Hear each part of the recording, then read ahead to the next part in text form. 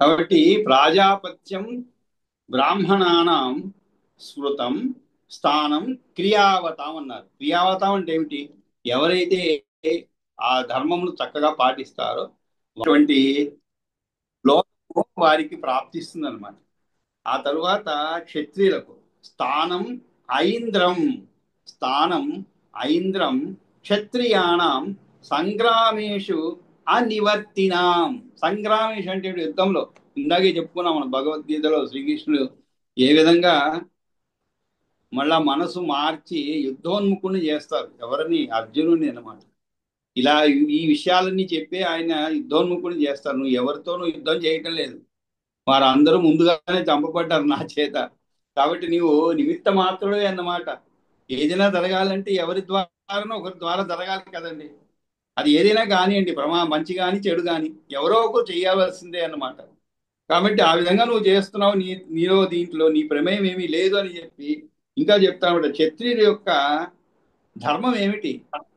అంతేకాదు, నిజమైనటువంటి అదృష్టవంతుడైనటువంటి క్షత్రియుడే ఒక యుద్ధాన్ని ఎదుర్కొనేటువంటి అదృష్టం కలుగుతుంది అతనికి మాత్రమే అని చెప్తాడు అనమాట. అంటే క్షత్రియుడుగా పుట్టిన వాడికి యుద్ధం అనేది చాలా అదృష్టంగా భావించాలన్నమాట. అది వరించినట్లుగా భావించాలి. అంతేగాని అది ఏదో తనకు నష్టాన్ని కలిగించేటువంటిది కాదన్నమాట. కాబట్టి ఆ విధముగా స్థానం ఐంద్రం క్షత్రియాణం సంగ్రామేషు అనివర్తినాం, అందరికీ కాదు, మళ్ళా సంగ్రామేషు అనివర్తినాం అన్నారు. అంటే వెనుకకు తిరగనటువంటి వారికి, అంటే యుద్ధానికి పోయి మళ్ళా భయపడి వెనుకకు రానటువంటి వారికి అనమాట. అంటే స్వర్గము లేదు విజయము, విజయము వీర స్వర్గము, ఈ రెండే అన్నమాట. పోతే విజయం కావాలి, లేదు వీర స్వర్గము. అటువంటి వారికి, అటువంటి క్షత్రియులకు ఇంద్రలోకము స్థానము. కాబట్టి యుద్ధరంగంలో వెన్ను చూపకుండా ధైర్య సాహసాలతో పోరాడే క్షత్రియులకు ఇంద్రలోకము సంభవిస్తుంది, ఇంద్రలోకం ప్రాప్తిస్తుంది.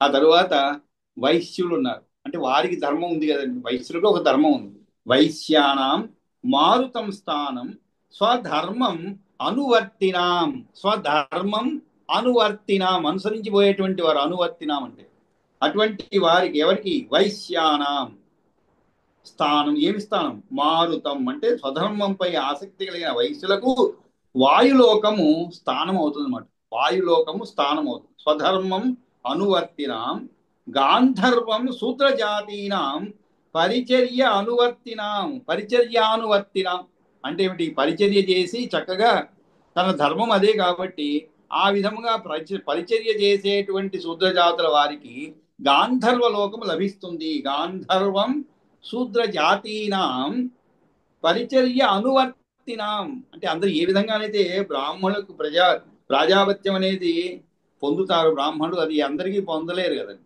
వారి వారి ధర్మాన్ని అనుసరించినప్పుడే, చక్కగా పరిపాలించినప్పుడే, అదేవిధంగా క్షత్రియులు కూడా వారి ధర్మాన్ని పరిపాలించినప్పుడే, వైశ్యులు వారి ధర్మాన్ని పరిపాలించినప్పుడే వాళ్ళకి ఉన్నటువంటి ఆ స్థానాన్ని పొందగలరు అనమాట. అదే విధంగా శూద్రులు కూడా అనమాట. కాబట్టి వారికి ధార్మికులైనటువంటి ధన్యులకు శూద్రులకు గంధర్వలోకము స్థానము. ఏది? సేవ చేసి ధార్మికులైనటువంటి. కాబట్టి తమ తమ యొక్క ధర్మమును ఎటువంటి కొరత లేకుండా న్యాయబద్ధంగా నిర్వర్తించినటువంటి కోమట్లకు మరుత్తుల స్థానం అనగా దేవలోకము లభిస్తుంది. పరిచర్యలు గావిస్తూ బ్రహ్మక్షత్రియ వయస్సులకు తలలో నాలుకగా మెదిలినటువంటి శూద్ర జాతుల వారికి గాంధర్వలోకం లభిస్తుంది. బ్రహ్మ క్షత్రియ వైశ్యులకు అని చెప్పి, అంటే వీటి బ్రాహ్మణులకు, క్షత్రియులకు, వైశ్యులకు అందరికీ కూడా తలలో నాలుగుగా మెదిలేటువంటి శూద్ర జాతుల వారికి. కాబట్టి వారి యొక్క ప్రాముఖ్యత చూడండి, అన్ని జాతుల వారికి కూడా వారి యొక్క ప్రాముఖ్యత ఉంది. ఎవరి ప్రాముఖ్యత? శూద్ర జాతి యొక్క ప్రాముఖ్యత. అంటే వారి యొక్క తోడ్పాటు వీరికి ఖచ్చితంగా అవసరం ఉంటుందన్నమాట. కాబట్టి ఆ విధంగా వీరికి సేవ చేసేటువంటి వారికి అని అర్థం అన్నమాట. ఆ తరువాత అష్టాశీతి సహస్రాణి మునీనాం ఊర్ధ్వరేతసాం కృతం తేషాం మరుస్థానం తదేవ గురువాసినాం. అష్టాశీతి అష్ట అశీతి అంటే ఏమిటి? ఎన్ని? 88 అన్నమాట. అష్ట అంటే 8 అండి. అశీతి అంటే 80. 88 అష్ట అశీతి సహస్రాణి. అష్ట శీతి సహస్రాణి మునీనాం ఊర్ధ్వ రేతసాం. ఊర్ధ్వరేసతాం అంటే ఏమిటి? వివాహం ఆడకుండా ఉండిపోయేటువంటి గురువాసినాం అంటే విద్యలను అష్టాశీతి గురువాసినాం అంటే విద్యను నేర్పిన గురువు గారి వద్దనే వివాహం ఆడకుండా ఉండిపోయే నైష్టిక బ్రహ్మచారులకు జనలోకం కలుగుతుంది. అష్టాశీతి సహస్రాణి మునీనాం ఊర్ధరేతసాం కృతం తేషాం మరుస్థానం తదేవ గురువాసినాం. గురువాసినాం అంటే ఏమిటి? గృహస్థు కాకుండా గురు వాసినం. వాసినం అంటే నివాసం ఉండేటువంటి వారు. అంటే ఏమిటి? వివాహం ఏమి చేసుకోకుండా గురువు దగ్గరనే ఉండిపోయే విద్య అంతా అయిపోయిన తర్వాత ఏం చేస్తాడు? విద్యాభ్యాసం పూర్తి చేసుకున్న తర్వాత పెళ్లి చేసుకుని అనమాట. పెళ్లి చేసుకొని గృహస్థులు కాకుండా తన గురువు గారి ఇంటి వద్దనే ఆయన సేవలోని కాలమును వెళ్ళ తీసుకునేటువంటి బ్రహ్మచారులు కూడా జనోలోకము సంప్రాప్తిస్తుంది. అదే మరుత్స్థానము అని చెప్పబడింది మాట. సరే, ఆ తరువాత సప్త ఋషీణాంతు యత్ స్థానం. యత్ అంటే ఏమిటండి? ఏదైతే అని అర్థం. యత్ స్థానం అంటే ఏ స్థానం అయితే శృతం ఉన్నది ఉన్నదో తత్ వై తత్ వైవ తత్ వైవ వనౌకసాం. తత్ వై వనౌకసాం. తత్వై అంటే ఏమిటి? అది అని అర్థం అండి. తత్వై అంటే తత్వై వనౌకసాం అంటే ఏమిటి? వనౌకసాం అంటే ఇక్కడ వానప్రస్థులు అని అర్థం. వనౌకసాం అనేది మనకి రామాయణంలో చాలా సందర్భాల్లో వచ్చింది. ఎవరి గురించి చెప్పేందుకు వస్తుంది? వానరుల గురించి చెప్పేందుకు. వనౌకసాం అంటే ఏమిటి? వనములో ఔకసాం అంటే ఉండేటువంటి వారు. అంటే వనములో ఉండేటువంటి వారెవరు? వానరులు. రామాయణంలో ఆ పదం అక్కడ ఉపయోగించబడింది, ఆ అర్థంలో ఉపయోగించబడింది. మరి ఇక్కడ వనౌకసాం అంటే ఇక్కడ వానరుల యొక్క ప్రస్తావన లేదు కదండి. కాబట్టి ఇక్కడ వనౌకసాం అంటే వనముల్లో ఉండేటువంటి వారు ఎవరుంటారండి? అన్ని అయిపోయిన తర్వాత హాయిగా వానప్రస్థులు కూడా అర్థం అనమాట. అంటే వానప్రస్థులు అంటే ఏమిటి? అడవిలోకి వెళ్ళిపోయేవాళ్ళు. నీకు అన్ని అయిపోయిన తర్వాత జీవితం పైన విరక్తి పుట్టి ఇంకా హాయిగా ప్రశాంతంగా ఉండాలని వెళ్ళిపోయేటువంటి వారు అనమాట అడవులకి. కాబట్టి వారిని వానప్రస్థులు అంటారు. కాబట్టి ఇక్కడ సప్త ఋషీణాంతు యత్ స్థానం శృతం తద్వై తత్వై వనౌకసాం. తద్వై వనౌకసాం ప్రాజాపత్యం గృహస్థానాం న్యాసినాం బ్రహ్మ సంజ్ఞితం. బ్రహ్మ సంజ్ఞితం అంటే ఏమిటి? బ్రహ్మలోకం స్థానముగా ఏర్పాటు చేశాడు. ఎవరికి? ప్రాజాపత్యం గృహస్థానం న్యాసినాం అని చెప్పండి. న్యాసి అంటే ఏమిటి? సన్యాసి అని అర్థం.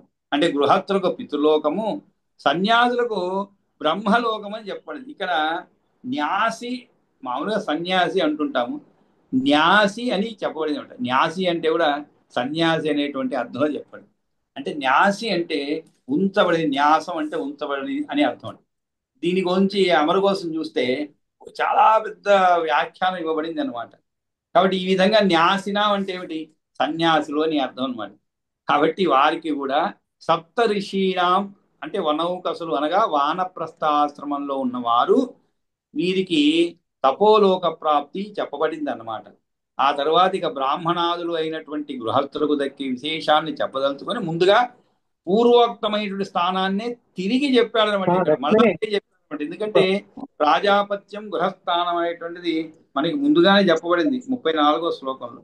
కానీ మరలా విశేషంగా చెప్పాలని చెప్పి మళ్ళా పూర్వోక్తమైనటువంటి స్థానాన్ని తిరిగి చెప్తున్నాను అనమాట. ఆ తర్వాత సత్యలోక స్థానం అదే బ్రహ్మలోకం ఎవరికి? సన్యాసులు కలుగుతుంది. అంటే వీరు లౌకిక సుఖాలను పరలోక భోగాలను రోసి గృహస్థ ధర్మాలను వదలి పరబ్రహ్మను పొందగోరి సన్యసించారనమాట. కాబట్టే బ్రహ్మ సంహితమైనటువంటి లోకాలను వారు చేరుకుంటారనమాట. అంటే సన్యాసమును పుచ్చుకున్నందువలన బ్రహ్మ యొక్క స్థానం లభించిందనమాట అని వేదం చెప్తుంది. కాబట్టి వారు అటువంటి స్థానాన్ని పొందుతారన్నమాట.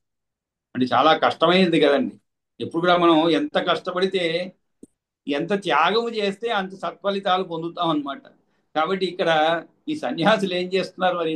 పాపం మొత్తం త్యాగం చేస్తున్నారు, కుటుంబ సౌఖ్యాలన్నీ త్యాగం చేస్తున్నారు. మనం కూడా అంటుంటాం, సన్యాసి పోతే బాగుంటుంది, సంసార జంజాటం అంటలేవు. ఎప్పుడది అంతా అయిపోయిన తర్వాత, సుఖించిన తర్వాత ఏదైనా కష్టాలు వచ్చినప్పుడు మాత్రం అంటుంటాం. మళ్ళీ కొద్దిసేపు ఉంటే వెంటనే మనసు మారుతుంది అనమాట. సన్యాసం అని చెప్పి ఇల్లు వదిలిపోయిన వాళ్ళు కూడా కొన్ని రోజుల తర్వాత మళ్ళీ తిరిగి వచ్చే సందర్భాలు ఎన్నో ఉన్నాయన్నమాట. ఆ తర్వాత మళ్ళా సంసార సుఖంలో బాగానే హాయిగా ఉండేటుంటారు. కానీ వీడు అట్లా కాదు, మొత్తం సన్యసించారు, అంటే వదిలిపెట్టారు అనమాట. మరి వారికి తగినటువంటి ఫలితం ఉండాలి కదండి, అంత కష్టపడి సంసారాన్ని వదిలిపెట్టి వెళ్ళిన వాళ్ళకి. అందుకనే వాళ్ళకి అత్యంత గౌరవమైనటువంటి గొప్పదైనటువంటి స్థానం. ఎందుకంటే సన్యాసాన్ని పుచ్చుకున్నందువల్ల బ్రహ్మ యొక్క స్థానము లభించుతుంది. కాబట్టి సప్తర్షిణాంతు యస్థానం శృతం తత్వై వనౌకసాం ప్రాజాపత్యం గృహస్థానం న్యాసినాం బ్రహ్మ సంజ్ఞితాం. ఆ తరువాత యోగినాం అమృతస్థానం యత్ విష్ణోః పరమం పదం ఏకాంతినః సదా బ్రహ్మధ్యాయినో యోగినో హి ఏ తేషాం తత్పరమం స్థానం ఎత్తు పశ్యంతి సూరయః. కాబట్టి యోగులు అంటే జ్ఞానులు, వారికి దక్కేటువంటి స్థానాన్ని చెప్తున్నారు అనమాట. ఏమి చెప్తున్నారు? యోగినాం అమృతం స్థానం అంటే యోగులకు ఎటువంటి స్థానము? అమృత స్థానమైనది. ఏమిటది? ఆత్మ సంస్థలో యోగులకు అమృత స్థానం అయింది. ఏమిటి? విష్ణువు యొక్క ఏ పరమ పదం ఉన్నదో, యత్ విష్ణోః పరమం పదం అంటే యోగులు అనగా ఎవరు? జ్ఞానులు. వారికి అమృత స్థానం అంటే ఏమిటి? మరణము తిరిగి వచ్చుట లేనిది అయినటువంటి స్థానం అన్నమాట. అంటే మరణము తిరిగి వచ్చుట లేనిది అయినటువంటి స్థానం అమృతం అని. అమృత స్థానం అంటే ఏమిటి? వారికి మరణం వచ్చిందని ఇంకా రాదు, మళ్ళా అటువంటిది మరణం రాదన్నమాట. ఇంకా అయిపోయింది, ఇంక అంతే వారి జన్మతో. కాబట్టి అటువంటి స్థానాన్ని అమృత స్థానం అంటారు. అటువంటి మరణము తిరిగి వచ్చుట లేనిది అయినటువంటి స్థానము ముక్తి స్థానము. సంసార బంధాల నుండి విడిపోయి మళ్ళీ ఏదో ఒక శరీరంలో ప్రవేశించుట లేనిది అటువంటి స్థానం. అంటే పునరావృత్తి లేని స్థానము. ఇంద్రలోకం మొదలుకొని బ్రహ్మలోకము దాకా పోయిన జీవులు తమదైన సుకృత ఫలమును అనుభవించి తిరిగి నేలపైకి రాక తప్పదన్నమాట. కానీ ఈ అమృత స్థానం ఎటువంటిది? ఏది శ్రీ మహావిష్ణువు స్థానం అని పేరును కన్నదో, ఏది అన్ని పదముల కన్నా శ్రేష్టమైనదో, తనకన్నా మరొక గొప్ప ఆనందమయ స్థానం లేదో, ఆ పరమ పదము జ్ఞానులను తన వద్దకు చేర్చుకుంటుందన్నమాట. అటువంటి యోగులు ఎల్లప్పుడూ కూడా పరబ్రహ్మనే తలుస్తూ ఉంటారన్నమాట.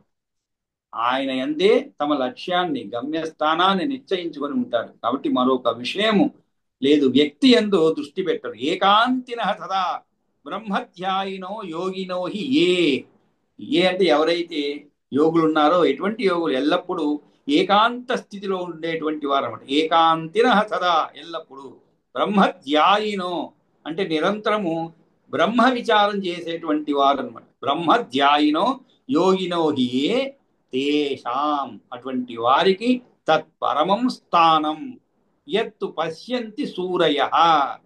కాబట్టి యత్ పశ్యంతి ఏదైతే అంటే వారందరికీ అదే పరమోన్నత స్థానము. నిరంతరం బ్రహ్మ విచారం చేసేవారు యోగులు. దానినే బ్రహ్మ విద్వరిష్ఠులైనటువంటి బ్రహ్మవిత్ వరిష్ఠులు ఉండేది.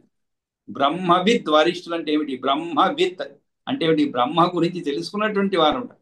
అటువంటి విత్ అంటే తెలిసినటువంటి వారిలో శ్రేష్ఠులైనటువంటి వరిష్ఠులైనటువంటి సూర్యులు చూస్తూ ఉంటారు. కాబట్టి ఈ విధంగా ఆ స్థానమును వీరు పొందగలుగుతారు. ముఖ్యమైన నిశ్చయం కనుక వీరు ఏకాంతులు అని పిలువబడుతున్నారు. ఎందుకని పిలువబడుతున్నారు? ఆయన యందే తమ లక్ష్యాన్ని, గమ్యస్థానాన్ని నిశ్చయించుకొని ఎల్లప్పుడూ పరబ్రహ్మనే తలస్తూ మరొక విషయం వ్యక్తి యందు దృష్టి పెట్టరు. అందుకనే వీరి నిర్ణయము ఏకాంతమైనది. ఏకాంతం అంటే ఒకటే అండి, ఏకాంత సేవ అంటుంటాము. అంటే ఏమిటి? ఎవరు ఉండరు అక్కడ, దేవుడు మాత్రం ఉంటారు. ఏకాంతంలో ఉంటారనమాట. అంటే ఇంకా ఎవరు లోపల ఉండరనమాట. అటువంటి సేవ ఆ ఏకాంత సేవ. ఇక్కడ కూడా అదే అనమాట. ఏకాంతం అంటే ఒక్కటే ఆలోచన అనమాట, మరి ఆలోచన ఉండదు. అందువల్ల వాళ్ళు ఏకాంతులు అని పిలువబడతారు. ఇటువంటి వీరు నిత్య సూరులు, దేనిని విడవకుండా ఎల్లవేళలా దర్శించుకుంటుంటారో ఆ పరమస్థానాన్ని, పరమపదాన్ని చేరుకుంటారు. పరముని యొక్క పదము లేదు, పరమము అయిన పదము ఏదో అది పరమ పదము అని చెప్పబడుతుంది. కాబట్టి ఈ విధంగా యోగినాం అమృతం స్థానం యద్విష్ణోహ పరమం పదం ఏకాంతిన సదా బ్రహ్మధ్యాయినో యోగినో హి ఏ తేషాం తత్పరమం స్థానం యత్తు పశ్యంతి సూరయ అని. మిగిలిన వారు ఏమవుతారు మరి? మిగిలిన వాళ్ళు ఇందాకే చెప్పుకున్నాం అనమాట. ఈ బ్రహ్మలోకానికి పోయేటట్టు బ్రహ్మ గురించి ఆలోచిస్తూ అదే సుకృత ఫలాన్ని అనుభవిస్తూ తిరిగి నేలపైకి రాక తప్పదన్నమాట. కానీ మిగిలిన వాళ్ళు ఇంద్రలోకం మొదలుకొని బ్రహ్మలోకం దాకా పోయిన జీవులు ఏమవుతారు? తమదైనట్టు సుకృత ఫలాన్ని అనుభవించి తిరిగి నేలపైకి రాక తప్పదన్నమాట. అందుకని ఇక్కడ ఏం చెప్తున్నారు? గత్వా గత్వా. గత్వ అంటే ఏమిటి? వెళ్ళను. గచ్చ అంటే వెళ్ళు. గత్వ అంటే వెళ్ళి, అంటే వెళ్ళి వెళ్ళి గత్వ గత్వ నివర్తంతే చంద్ర సూర్యాదయో గ్రహా.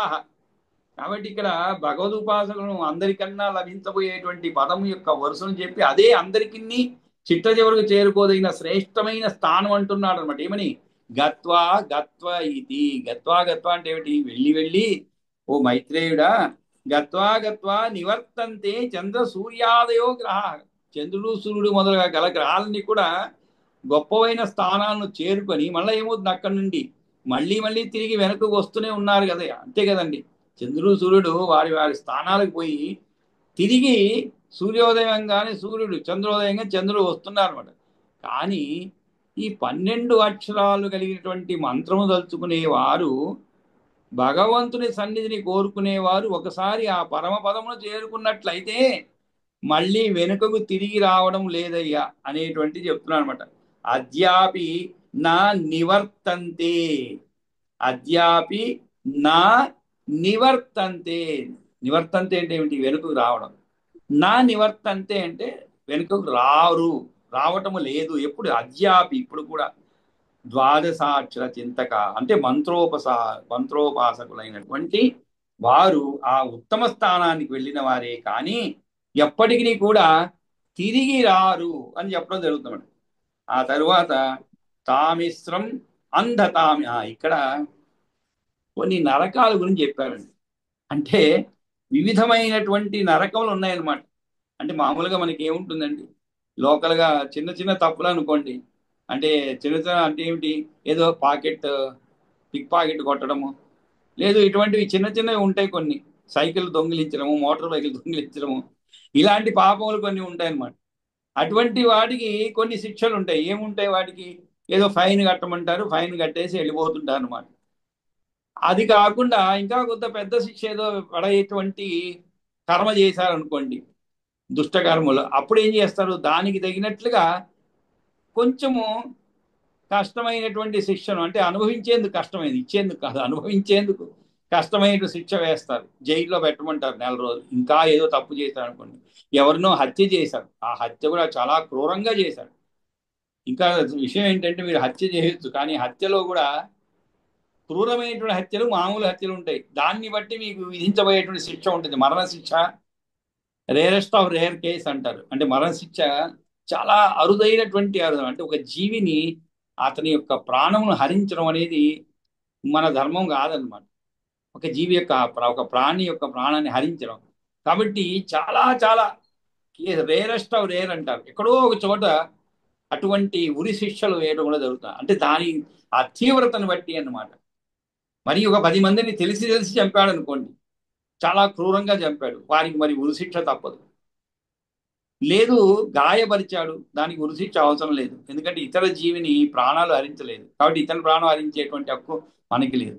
కాబట్టి ఈ విధంగా నరకములు యముడు ఏం చేస్తాడు? సరే ఇక్కడ ఉరిశిక్ష వేశాడు, అయిపోతాడు, మనిషి పైకి పోతాడు. కానీ వాడి శిక్షలు అంతటితో సరిపోదు కదండి. యమలోకంలో కూడా కొన్ని శిక్షలు ఉంటాయి. ఎక్కడో పెడతారు, ఒక్కొక్క ప్రదేశంలో పెడతారు అనమాట.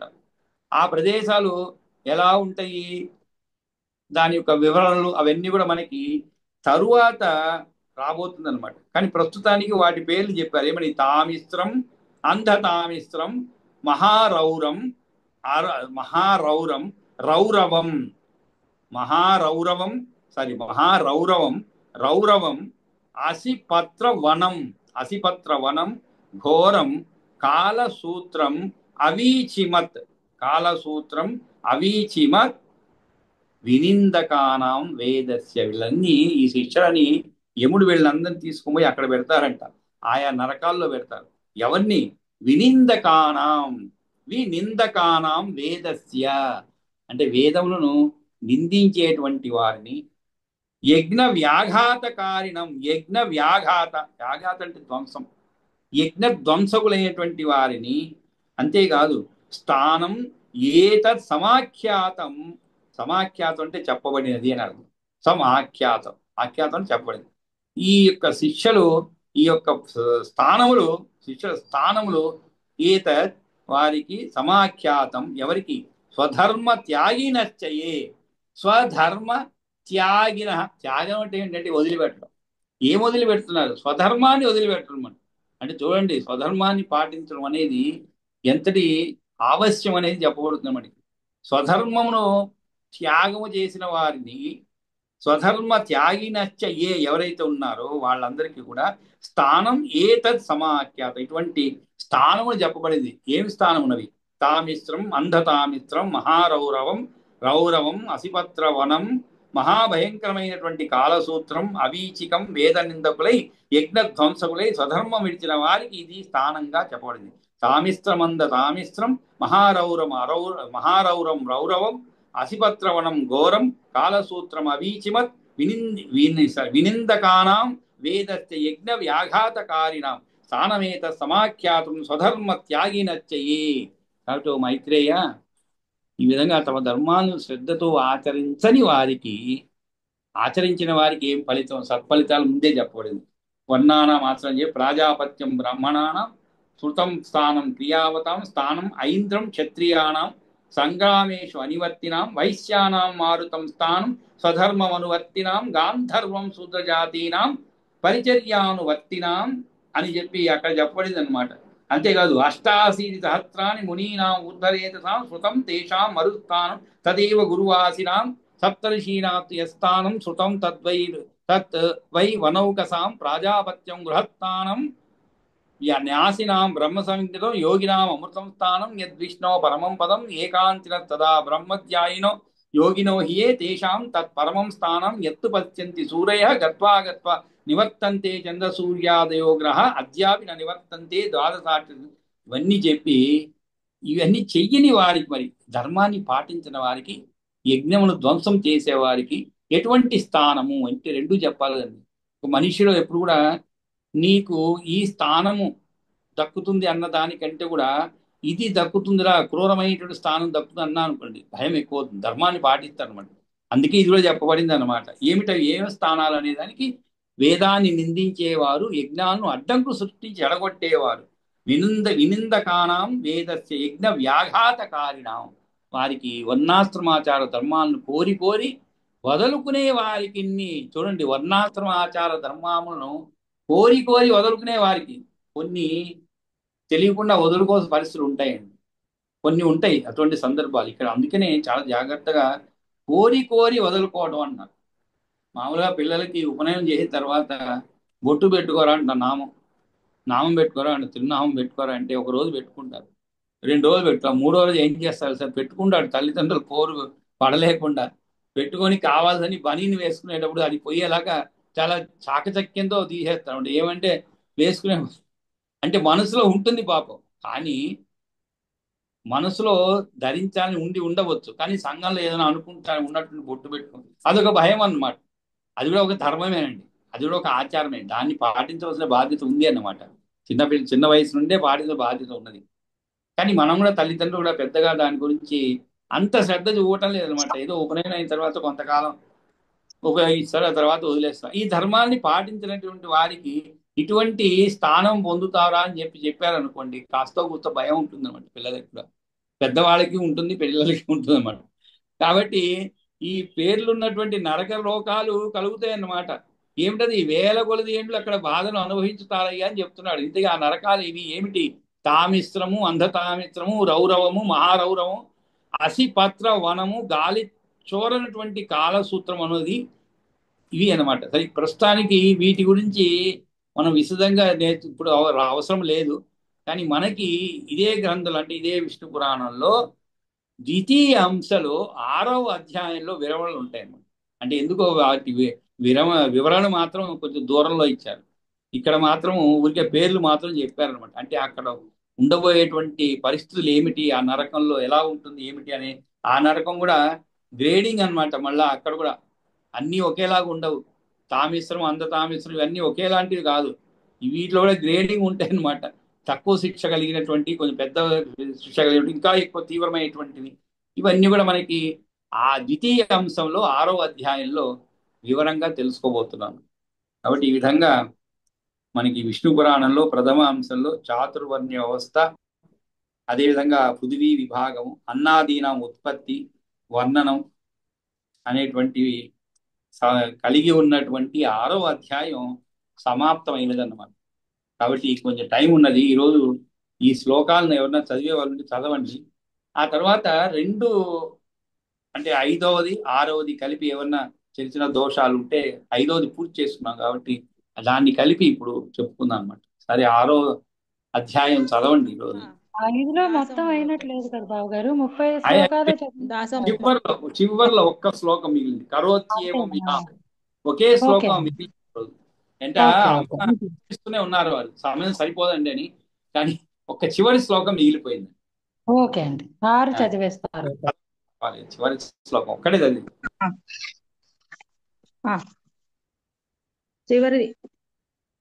చివరి శ్లోకం అండి. ప్రథమాంశంలో 5వ సర్గలో చివరి శ్లోకం, 5వ అధ్యాయంలో చివరి శ్లోకం.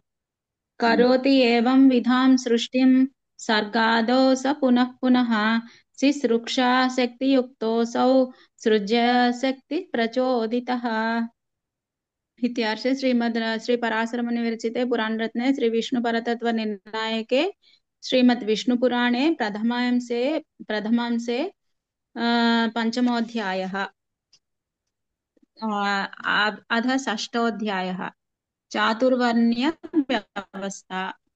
श्री मैत्रेय उवाच अर्वाक् श्रोतास्तु कथितो भवता यस्तु मानुषः ब्रह्मन् विस्तरतो ब्रूहि ब्रह्मा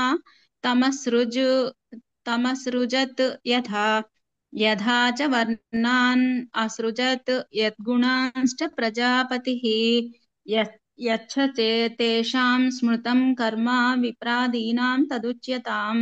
श्री पराशर उवाच सत्याभिधायिनः पूर्वं शिश्रुक्षोः ब्रह्मणो जगत् अजायन्त द्विजश्रेष्ठा सत्त्वोद्रिक्ताः मुखात् प्रजाः वक्षसो रजसोद्रिक्ताः तधान्या ब्रह्मणो अभवन् रजसा तमसा चैव समुद्रिक्ताः तथोरुतः पद्भामन्या प्रजाः ब्रह्मा ससर्ज द्विजसत्तमा तमः प्रधानास्ता सर्वाः चातुर्वर्ण्यमिदं ततः ब्राह्मणाः क्षत्रियाः वैश्याः शूद्राश्च द्विजसत्तमा पादोरुवक्षः स्थलतो मुखतश्च समुद्गताः यज्ञनिष्पत्तये सर्वम् एतद् ब्रह्मचकार वै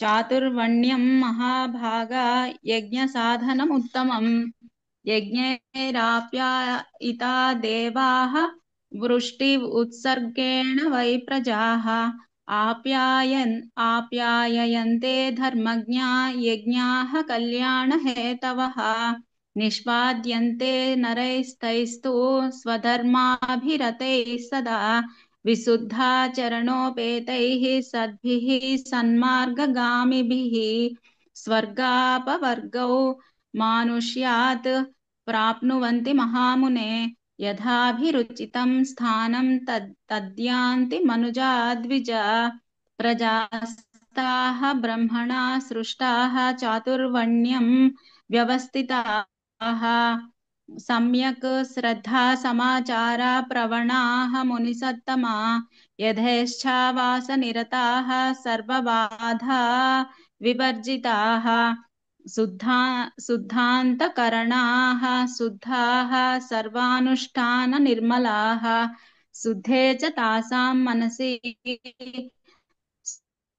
शुद्धेन्त संस्थिते पहरि विष्णुवाख्यं येन तत्पदं ततः कालात्मको यो असौ तस्याङ्कः तस्यां सः कथितो हरेः न पातयत्यघं घोरम् अल्पम् अल्पाल्पसारवत् अधर्मबीजमुद्भूतम् तमो लोभ समुद्भवम् प्रजासुतासु मैत्रेया रागादिकम् असाधकम् ततः सा सहजा सिद्धिः तासां नातीव जायते रसोल्लासादयश्च अन्याः सिद्धयोष्टौ भवन्ति याः तासु क्षीणास्वशेषासु वर्धमाने च पातके द्वन्द्वाभिभव दुःखार्ताः ता भवन्ति ततः प्रजाः ततो दुर्गाणि ताश्चक्रुः धान्वं पार्वतमौदकम् कृत्रिमं च तथा दुर्गं पुरः खर्वटकादि यत् गृहाणि च यथा न्यायं तेषु चक्रुः पुरादिषु शीत आतपादिबाधानां प्रशमाय महामुने प्रतीकारमिमं कृत्वा सीतादेस्थाः प्रजाः पुनः वार्तोपायं ततश्चक्रुः हस्तसिद्धिं च कर्मजां व्रीहयश्च यवाश्चैव गोधूमा अणवस्तिलाः प्रियङ्गवो ह्युदाराश्च कोरदूषाः सतीनकाः माशा मुद्गामसूकाश्च निष्पावाः सकुलुस्थकाः आढक्यः चणकाश्चैव सणाः सप्तदश स्मृताः इत्येता ओषधीनां तु ग्राम्याणां जातयो मुने ओषध्यो याज्ञिकाश्चैव ग्राम्यारण्याः चतुर्दश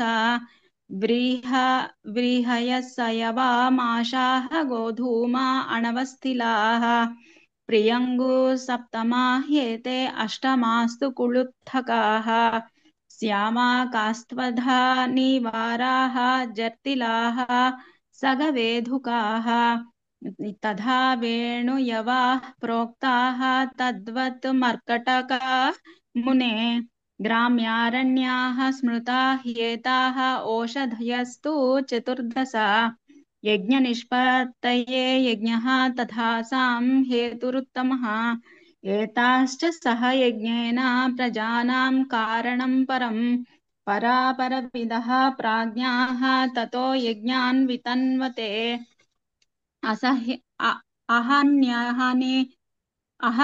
अहन्यहने अनुष्ठानं यज्ञानां कारणं परम् उपकारकरं पुंसां क्रियमाणाघसान्तिदम् येषां तु कालसृष्टोऽसौ पापबिन्दुः महामते चेतस्सु ववृधे चक्रुस्थे न यज्ञेषु मानसम् वेदान् वेद्यं तथा देवान् यज्ञकर्मादिकं च यत् तत्सर्वं निन्दमानास्ते यज्ञवासेधकारिणः प्रवृत्तिमार्गव्युच्छित्तिकारिणो वेदनिन्दकाः दुरात्मानो दुराचाराः बभूवुः कुटिलाशयाः संसिद्धायां तु वार्तायां प्रजा सृष्ट्वा प्रजापतिः मर्यादां स्थापयामास यथा स्थानं यथा गुणं वर्णानाम् आश्रमाणां च धर्मान् धर्मभृतां वर लोकांश्च सर्ववर्णानां सम्यक् धर्मानुपालिनां प्राजापत्यं ब्राह्मणानां स्मृतं स्थानं क्रियावतां स्थानमैन्द्रं क्षत्रियाणां संग्रामेषु अनिवर्तिनां वैश्यानां मारुतस्थानं स्वधर्मनिरतात्मनां गान्धर्वं शूद्रजातीनां परिचर्यानुवर्तिनाम् अष्टाशीतिसहस्राणि यतीनाम् ऊर्ध्वरेतसां स्मृतं तेषां तु यत् स्थानं तदेव गुरुवासिनां सप्तर्षीणां च यत् स्थानं स्मृतं तद्वै वनौकसां प्राजापत्यं गृहस्थानां न्यासिनां ब्रह्मसंज्ञितम् योगीनाम् अमृतं स्थानं स्वात्मसन्तोषकारिणाम् एकान्तिनः सदा ब्रह्माध्यायिनो योगिनो हि ये तेषां तत्परमं स्थानं यद्वै पश्यन्ति सूरयः गत्वा गत्वा निवर्तन्ते चन्द्रसूर्यादयो ग्रहाः अद्यापि न निवर्तन्ते द्वादशाक्षरचिन्तकाः तामिस्रम् अन्धतामिस्रं महारौरवरौरवौ आसीपत्रवनं घोरं कालसूत्रम् अवीचिकम् विनिन्दकानां वेदस्य यज्ञव्याघातकारिणां स्थानमेतत् समाख्यातं स्वधर्म त्यागिनश्च ये इत्यार्षे श्री पराशरमुनि विरचिते पुराणरत्ने श्री विष्णु परतत्व निर्णायके श्रीमद् विष्णु पुराणे प्रथम अंशे షష్ఠోధ్యాయః. దాసవం బావ గారు. చాలా చక్కగా చదివాను. అంటే ఎంత ప్రశంసించినా కూడా తక్కువే అనే విధంగా చదివారు మీరు. అంత బాగా చదివారు అన్నమాట. ఎందుకంటే చాలా కాలం తర్వాత చదవడం అవుతుంది. అయినా కూడా ఎక్కడ దోషాలు ఏవో చిన్నవి ఉన్నాయి, దాని పెద్ద దోషం కూడా చెప్పలేము. ఎందుకంటే కొన్ని నేను అనుకునేది మీ పుస్తకంలో వర్షను నా దగ్గర ఉండే పుస్తక వర్షం వల్ల అర్థం చిన్న తేడా ఉంది. అర్థం మారలేదు, కానీ పదాలు కొన్ని అటు ఆ విధంగా మారుతుంది. దాంట్లో సరే అది పదం మారిందా లేదు, మీరు చదివేది దోషం అనేది ఒకసారి తెలుసుకుంటే మంచిది. కాబట్టి ఇవి దోషం చెప్తున్నాను, అంతే, వేరేం లేదు. దాంట్లో ముఖ్యంగా యథాచ వర్ణాన్ అస్యత్ యద్ గుణాంచ మహామునే అని నా పుస్తకంలో ఉంది. మీరు అక్కడ చదివేటప్పుడు ఆ మహామునే అన్న చోట వేరేదో చదివారు. రెండో శ్లోకం చూడండి. యథాచ వర్ణాన్ అసృజత్ యద్ గుణాంశ మహామునే అని వర్షం. మరి వేరేదో చదివినట్టున్నారు. మరి మీ పుస్తకంలో ఏమున్నది? దాంట్లో ప్రజాపతి అని ఉందండి. యథాచ వర్ణాన్ అసృజత్ యద్ గుణాంచ ప్రజాపతి.